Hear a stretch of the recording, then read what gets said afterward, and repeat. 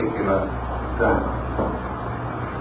Universal consciousness in man exists, but is locked away from his visible and knowable consciousness by something. The universal is not apparent or present, because in man the personal is immediate and always in the foreground. Thus it follows that the soul, which is the seat of the personality in its present unredeemed state, divides man from the experience of reality. In order that consciousness, as the alchemical mystery, can exist within man, the soul must become the vehicle of that consciousness. And the soul, which is now the channel of the fire, must become the vehicle of holy aspiration. Thus it is the fusing and mingling of the elements of the soul, producing their own magical and mysterious work, makes possible the revelation of consciousness through soul. And soul becomes the next body above man's present vehicle for release and expression of soul of spiritual power. Soul, therefore, is the natural body of consciousness in alchemy. And to attain the integration of that soul body is to release consciousness into manifestation, and thereby make it available as the basis of the universal medicine and the wise man's stone.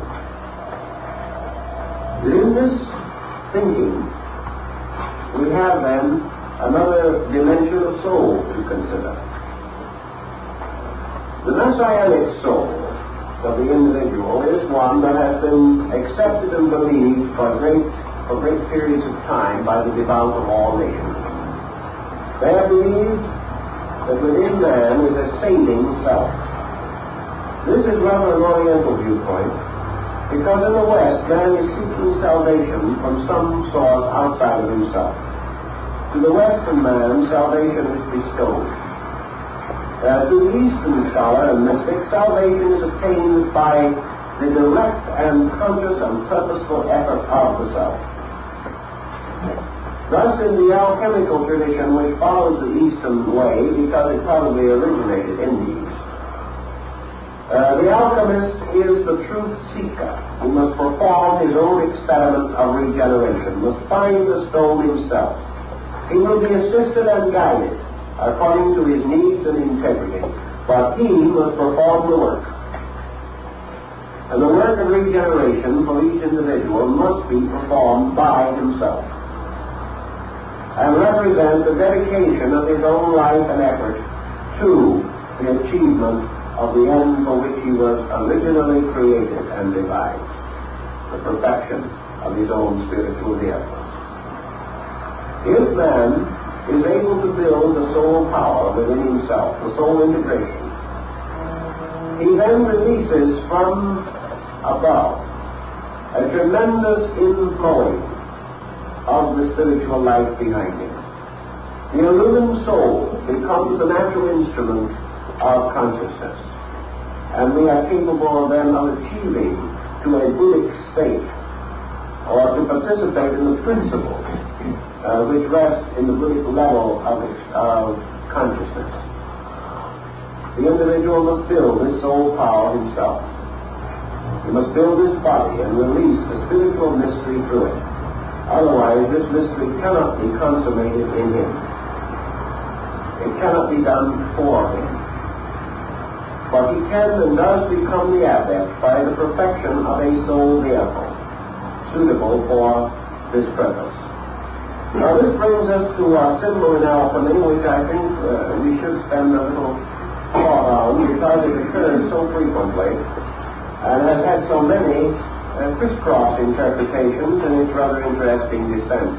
And that is the symbol of the rose. Now in many of the alchemical manuscripts which we have in the vault, the rose symbol occurs.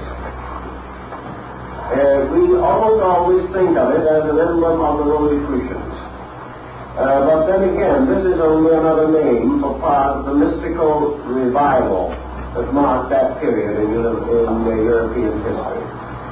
The rose occurs frequently in the alchemical bottles, and it also occurs in the symbolism of the Troubadours. We find it arising in the stories of Dante and of Petrarch and of Boccaccio, all of whom were involved in this great revival of the troubadours. The rose, of course, is an acrostic for eros, symbolizing pure love. The rose was also the symbol of secrecy. You will remember that Apuleius, transformed into a donkey by magic, was restored to his human shape when one of the priests of the Eleusinian mysteries fed him a rose. The rose was also the crest of Martin Luther, and occurs in many, many different symbolisms, from the time when it is supposed to have grown from the blood of the slain god Adam. In the rose garden of Sadi, we find the mystic rose growing within the secret garden of the soul. Here we borrow from the Sufis and the dervishes, who were also masters of alchemy in their own quiet way. They had many alchemical symbols and made much of these mystical experiments. The alchemical rose growing in a sealed bottle is the same as the rose of Sadi growing in a secret garden. The rose, of course, is again the symbol of the soul plant, the mysterious form of growth which is taking place within the life of the human being. In one alchemical symbol, the rose is shown growing out of the dead body of the disciple. The disciple lies dead upon the ground, and the rose is growing out of his heart. In another early symbol associated with the Rosicrucians, the rose is shown growing out of the top of a skull as a symbol of resurrection, or the restoration of life.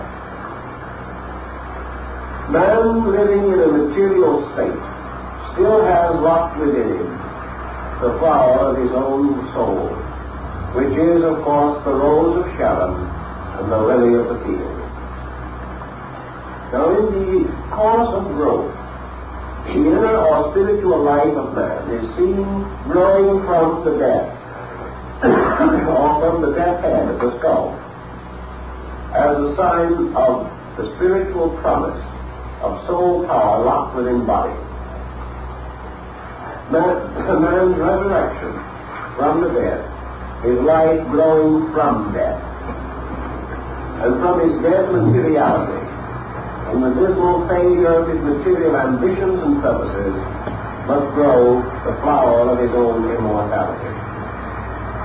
Each human being has this flower, which is also a symbolical alchemical plant, and occurring in the bottle of the alchemist is again the story of the growth of the mystical love under the warmth of the furnace, the warmth of holy aspiration and piety. The rose has many other interesting meanings. It represents, of course, in a way, the heart itself, and in the Rosicrucian emblems of the 18th century, a human heart was placed within the rose, and it also so occurs on some of the diagrams attributed to Gatto. All of these symbols tell us definitely that the rose is the soul plant. It is a symbol of the regenerated soul of man. This soul, growing out of the body, becomes the vehicle of everlastingness or of universal consciousness in man.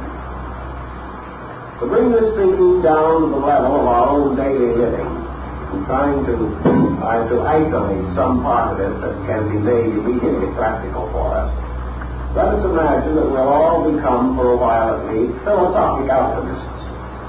We're not going to go into those kinds of experimentations which might result in a sudden explosion in the backyard. We will refrain from that, but we will become philosophical alchemists. And with that thought in mind, what can we do in order to understand alchemy? I think one of the first things we ought to do, perhaps, is to gain a little knowledge of the literature of this sect, to find out, in their own words and thinking, what they were trying to do. The second thing that I think we should bear in mind is that These European alchemists lived in a time in which the world was corrupt, selfish, chaotic, and that human life was in constant danger. Of course, we live in much more fortunate times than that. We are just living in a time when we're not sure of anything. They lived under the fear of the Inquisition. We live under the fear of communism or something of that nature. But men live under fear. And let us point out that they will continue to live under fear, by whatever name we call it, until the human consciousness becomes greater than fear. Because there will never be a time when little people will not be faced with a problem bigger than themselves. The moment we get through with communism, we get something else. Because we have to live in the presence of challenge until we meet the challenge. And that we have consistently failed to do through the ages. So the adversary is nothing more or less than a great boogeyman composed of our own ignorance. And we are frightened out of our wits, not because of the strength of the enemy, but because of the weakness of ourselves. So the alchemists lived in a time when worldly conditions were unfavorable, and in times when his own nature was insufficient to his needs. We live in identically the same kind of times. A few centuries has made no marked difference. Therefore, his position was a very simple one. How can the individual gain ascendancy over the limitations which bind him? How can he grow? How can he become sufficient to his own internal and eternal need? Until he achieves this, there is no security for him here, and he faces the future with very little hope. Alchemy answers the question very simply. Nature must have the answers to all the secrets of the creatures which she has fashioned. Nature has pointed ways which we have not been wise enough to observe. Nature has sealed her book with 7 seals, and on each of the seals she has placed the symbol of an element, a metal, a mineral, a power. And she has locked this book with these seals, and the 7 seals of revelation are the seals of the human soul. And man himself must unseal and unlock the mystery of his own inner life. Now when man goes inside looking for an inner life, he finds a very confused and inadequate one. He finds not peace and security, but further chaos represented by a dragon. He realizes that his inner security has been in some way undermined. That he cannot go directly in and find God. The most that he can hope to find is a cherub with a flaming sword guarding the gate of paradise. He cannot simply go in. Therefore, his only reply to such a challenge as is confronting him is the unnatural and inevitable one. That as he examines his own inner life, he finds that his outer confusion is rooted there. He finds that his outer insecurity stems from his inner insecurity. That his inner life is also toxic, is also burdened with prejudices and weaknesses and failings. And that therefore his great work of regeneration and reorganization must begin where it is needed most, within himself. He also knows that it is most unlikely that he will be able to accomplish this regeneration simply by wishing it could happen, or even by hoping, or perhaps by faith or even prayer. He cannot learn to play the piano by prayer, so there is some doubt as to whether he can save his own soul that way.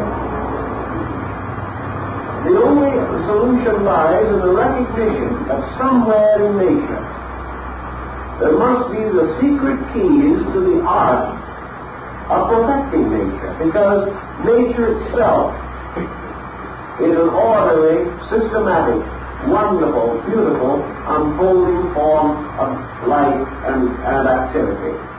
Therefore, the laws governing this must be available to the individual who will search for them.